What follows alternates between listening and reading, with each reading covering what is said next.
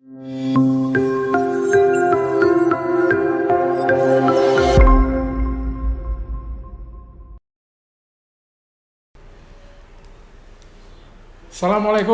warahmatullahi wabarakatuh.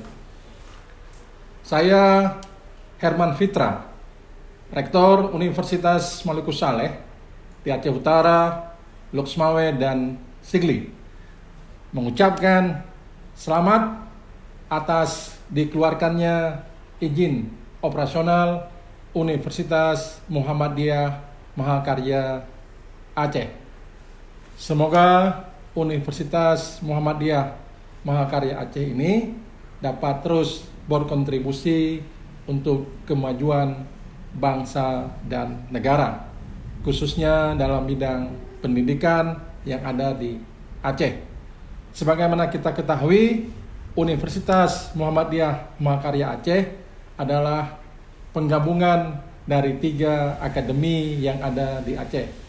Ada Akademi Keperawatan, ada Akademi Keguruan dan Pendidikan, serta Sekolah Tinggi Ilmu Psikologi Harapan Banda Aceh. Semoga Ummah, singkatan dari Universitas Muhammadiyah Mahakarya Aceh, dengan konsep Islamic Sociopreneurship akan menjadi kampus unggul yang ada di Beirut.